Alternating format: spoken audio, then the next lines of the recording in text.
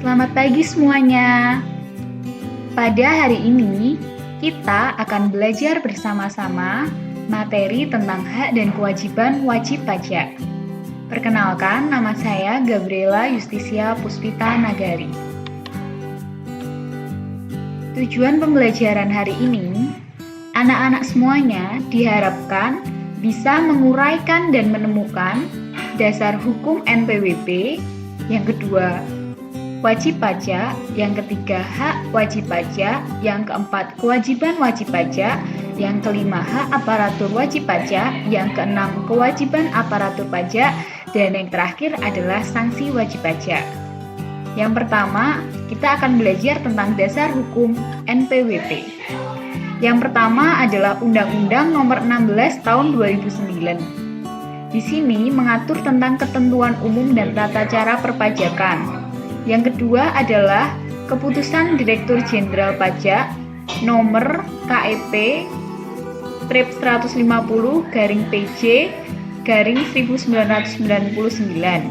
Di sini mengatur tentang jangka waktu pendaftaran dan pelaporan kegiatan usaha serta tata cara pendaftaran wajib pajak dan pengukuhan pengusaha kena pajak. Yang ketiga adalah Keputusan Direktur Jenderal Pajak Nomor KEP Strip 515/PJ/2000 tanggal 4 Desember 2000. Di sini mengatur tentang tempat pendaftaran bagi wajib pajak tertentu dan tempat pelaporan usaha bagi pengusaha kena pajak. Dan yang terakhir adalah Keputusan Direktur Jenderal Pajak Nomor KEP Strip 516/PJ/2001 tanggal 4 Desember 2000. Di sini mengatur tentang jangka waktu pendaftaran dan pelaporan kegiatan usaha, tata cara pendaftaran dan penghapusan NPWP, serta pengukuhan dan pencabutan pengusaha kena pajak. Yang selanjutnya, kita akan belajar bersama-sama materi tentang wajib pajak. Apa sih itu wajib pajak? Wajib pajak adalah orang pribadi atau badan yang meliputi pembayaran pajak, pemotongan pajak, dan pemungutan pajak yang mempunyai hak dan kewajiban perpajakan sesuai dengan ketentuan peraturan perundang-undangan perpajakan yang berlaku. Yang selanjutnya adalah wajib pajak. Di sini wajib pajak ada 16. Kita akan membahas satu persatu tentang wajib pajak itu sendiri. Yang pertama adalah badan. Badan adalah sekumpulan orang dan atau modal yang merupakan kesatuan baik yang melakukan usaha maupun yang tidak melakukan usaha. Di sini meliputi perseroan terbatas, perseroan komanditer, perseroan lainnya, BUMN, BUMD, dan dengan nama dan dalam bentuk apapun itu. Yang selanjutnya adalah badan usaha tetap. Badan usaha tetap itu adalah bentuk usaha yang dipergunakan oleh orang pribadi yang tidak bertempat tinggal di Indonesia. Orang pribadi yang berada di Indonesia tidak lebih dari 183 hari dalam jangka waktu 12 bulan dan badan yang tidak didirikan serta tidak berkedudukan di Indonesia untuk menjalankan usaha atau melakukan kegiatan di Indonesia. Yang selanjutnya adalah subjek pajak orang pribadi dalam negeri. Yang termasuk ini adalah orang pribadi yang bertempat tinggal di Indonesia, orang pribadi yang ada di Indonesia lebih dari 183 hari dalam jangka waktu 12 bulan, dan orang pribadi yang dalam suatu tahun pajak berada di Indonesia dan mempunyai niat untuk bertempat tinggal di Indonesia. Yang selanjutnya adalah wajib pajak orang pribadi dalam negeri.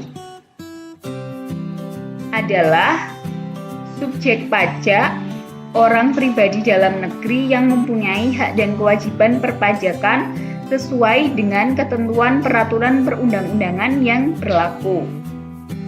Yang selanjutnya adalah wajib pajak orang pribadi pengusaha tertentu. Adalah wajib pajak orang pribadi yang mempunyai satu tempat usaha yang berada dengan alamat tempat tinggal atau lebih dari satu tempat usaha. Yang selanjutnya adalah wajib pajak orang pribadi yang berstatus sebagai pengurus. Jadi di sini pengurus itu bisa disebut juga dengan komisioner. Jadi orang pribadi sebagai subjek pajak dalam negeri yang memegang jabatan sebagai pengurus dan atau komisaris yang mengelola perusahaan termasuk yayasan dan dalam bentuk status sebagai pemegang saham. Di sini yang termasuk dalam ini adalah orang pribadi sebagai subjek pajak dalam negeri yang merupakan pemegang saham atau pemilik perusahaan. Yang selanjutnya adalah wajib pajak orang pribadi yang berstatus sebagai pegawai. Ini adalah orang pribadi sebagai subjek pajak dalam negeri yang melakukan pekerjaan berdasarkan perjanjian atau kesepakatan kerja. Jadi di sini kesepakatan kerjanya itu atau perjanjian kerjanya itu bisa secara tertulis maupun tidak tertulis, termasuk BUMN atau BUMD yang menerima atau memperoleh penghasilan sehubungan dengan pekerjaan yang jumlahnya di atas PTKP. PTKP adalah penghasilan tidak kena pajak. Yang selanjutnya adalah penanggung biaya hidup. Di sini adalah kepala keluarga yang telah terdaftar pada tata usaha kantor pelayanan pajak dan telah diberikan NPWP serta menanggung sepenuhnya biaya di dalam keluarga tersebut. Jadi biaya anggota keluarga tersebut itu yang menanggung adalah kepala keluarga tersebut. Yang selanjutnya adalah anggota keluarga. Yang termasuk dalam ini adalah istri, keluarga sedarah semenda dalam garis keturunan lurus, dan anak angkat yang menjadi tanggungan sepenuhnya. Jadi penanggung biaya hidup yang diakui oleh penanggung biaya hidup berdasarkan hukum yang telah berlaku. Yang selanjutnya adalah anak yang belum dewasa. Adalah anak yang pemberi kerja. Di sini adalah pengusaha dan sejenisnya yang membayar atau terutang gaji, upah, tunjangan honorarium dan pembayaran lainnya sebagai imbalan sehubungan dengan pekerjaan jasa atau kegiatan lainnya. Jadi di sini ini dilakukan oleh pegawai termasuk pengurus, komisaris, dan pemegang saham atau pemilik. Selanjutnya adalah bendahara. Bendahara adalah bendahara yang membayar gaji, upah, tunjangan, honorarium, serta pembayaran lain dengan nama apapun sehubungan dengan pekerjaan jasa atau kegiatan lainnya. Selanjutnya, wakil wajib pajak. Di sini, wakil wajib pajak adalah orang yang langsung mewakili wajib pajak dan bertanggung jawab atas pelaksanaan perpajakan sesuai dengan ketentuan perundang-undangan pajak dan bertanggung jawab atas pelaksanaan perpajakan. Yang selanjutnya adalah kuasa. Kuasa ini adalah orang yang menerima kuasa khusus dari wajib pajak untuk menjalankan hak dan memenuhi kewajiban perpajakan sesuai dengan peraturan perundang-undangan pajak. Yang selanjutnya kita akan belajar tentang hak wajib pajak. Di sini ada 8 hak wajib pajak. Yang pertama, mengajukan keberatan. Untuk mengajukan keberatan itu ada prosedurnya. Prosedur pengajuan keberatan yang pertama adalah Keberatan diajukan secara tertulis dalam bahasa Indonesia dengan mengemukakan jumlah pajak terutang atau jumlah pajak yang dipungut atau rugi yang menurut perhitungan wajib pajak dengan disertai alasan yang jelas. Yang selanjutnya, yang kedua adalah keberatan harus diajukan dalam jangka waktu 3 bulan sejak tanggal surat tanggal pemotongan atau pemungutan, kecuali wajib pajak dapat menunjukkan bahwa jangka waktu itu tidak dipenuhi karena keadaan di luar kuasanya. Yang ketiga adalah tanda pengiriman surat keberatan melalui pos tercatat menjadi tanda bukti pengiriman keberatan. Jadi di sini tanda penerimaan surat keberatan itu diberikan oleh pejabat Direktur Jenderal Pajak. Jadi ditunjuk untuk tanda pengiriman surat keberatan diberikan melalui pos. Yang keempat adalah apabila diminta wajib pajak untuk keperluan pengajuan keberatan, Direktur Jenderal Pajak wajib memberikan keterangan secara tertulis hal-hal yang menjadi dasar pengenaan pajak, perhitungan rugi, pemotongan, dan pemungutan pajak lainnya. Dan yang terakhir adalah pengajuan keberatan tidak menunda pembayaran pajak dan pelaksanaan penagihan pajak. Hak wajib pajak yang kedua adalah mengajukan banding. Mengajukan banding ini jadi mengajukan banding ini untuk wajib pajak yang merasa kurang atau tidak puas dengan hasil keputusan yang telah diberikan. Prosedurnya di sini juga ada 5 prosedur. Yang pertama, permohonan banding hanya kepada Badan Peradilan Pajak terhadap keputusan mengenai keberatannya yang ditetapkan oleh Direktur Jenderal Pajak. Yang kedua, putusan Badan Peradilan Pajak bukan merupakan keputusan tata negara.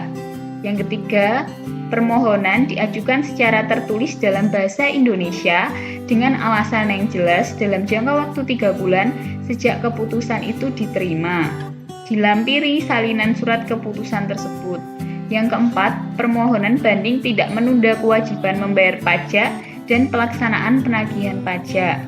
Dan yang terakhir, Badan Peradilan Pajak diatur dengan undang-undang.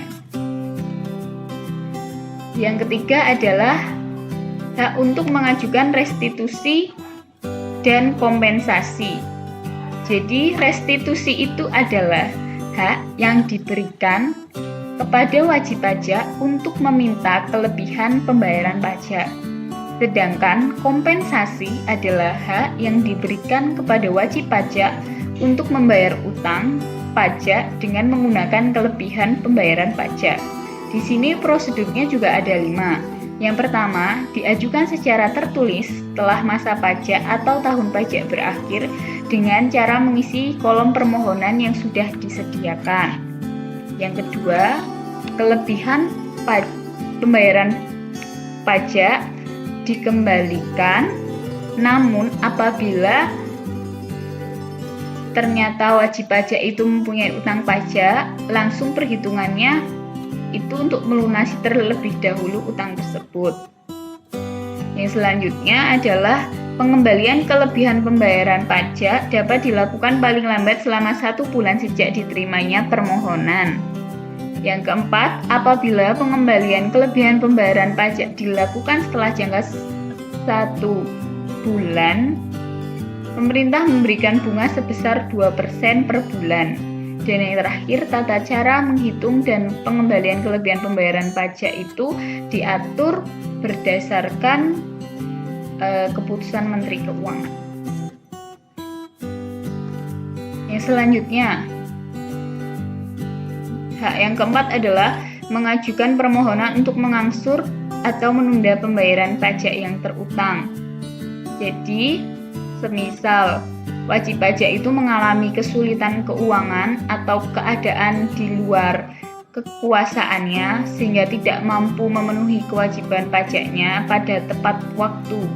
Jadi itu wajib pajak bisa mengajukan permohonan untuk mengangsur atau menunda pembayaran.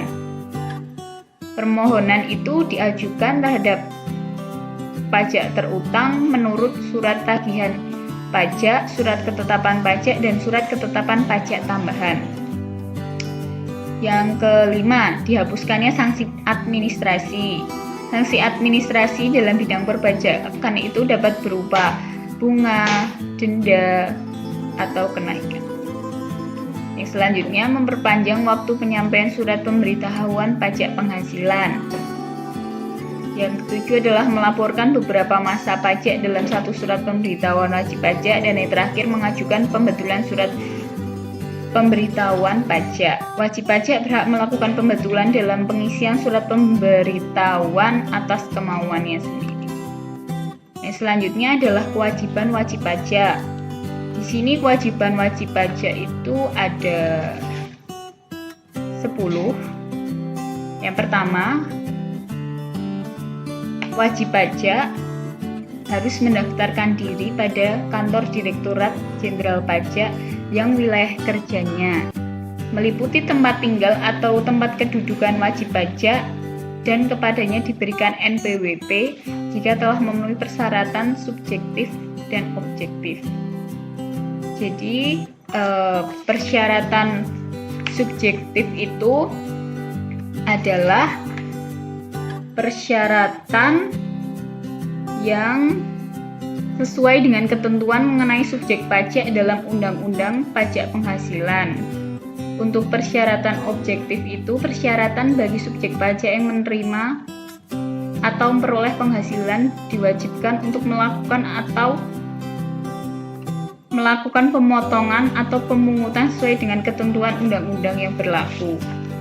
Yang selanjutnya, melaporkan usahanya pada kantor Direktur Jenderal Pajak yang wilayah kerjanya meliputi tempat tinggal atau tempat kedudukan pengusaha, dan tempat kegiatan usaha tersebut dilakukan untuk dikukuhkan menjadi pengusaha kena pajak.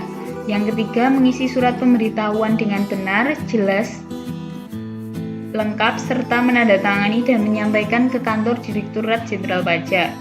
Yang keempat, menyampaikan surat pemberitahuan dalam bahasa Indonesia dengan menggunakan satuan mata uang selain rupiah yang diizinkan. Yang kelima, membayar atau menyetor pajak yang terutang dengan menggunakan surat setoran pajak ke negara. Kewajiban yang selanjutnya adalah membayar pajak terutang sesuai dengan ketentuan peraturan perundang-undangan perpajakan dan dengan tidak menggantungkan pada adanya surat ketetapan pajak. Yang ketujuh, menyelenggarakan pembukuan bagi wajib pajak badan dan melakukan pencatatan bagi wajib pajak orang pribadi. Yang kedelapan, memperlihatkan dan atau meminjamkan buku atau catatan dokumen jadi yang menjadi dasar yang berhubungan dengan penghasilan yang diperoleh. Jadi ini berhubungan dengan penghasilan yang diperoleh. Yang kesembilan adalah memberikan kesempatan untuk memasuki tempat atau ruangan yang dipandang perlu dan memberikan bantuan guna kelancaran pemeriksaan. Dan yang terakhir, memberikan keterangan lain yang diperlukan apabila dilakukan pemeriksaan. Yang selanjutnya adalah hak aparatur wajib pajak. Hak aparatur wajib pajak di sini ada 5. Namun sebelum kita belajar tentang hak aparatur wajib pajak,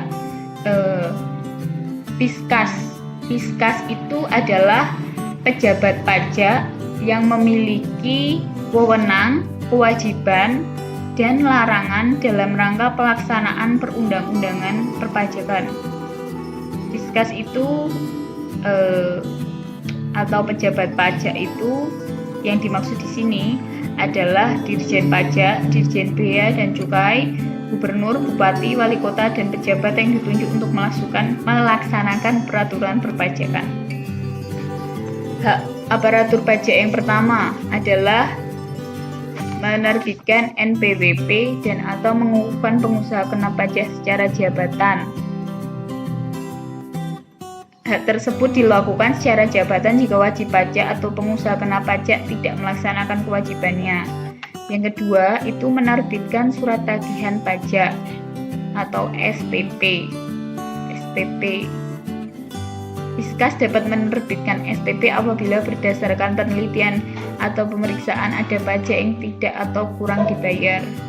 Yang ketiga, melakukan pemeriksaan dan penyegelan.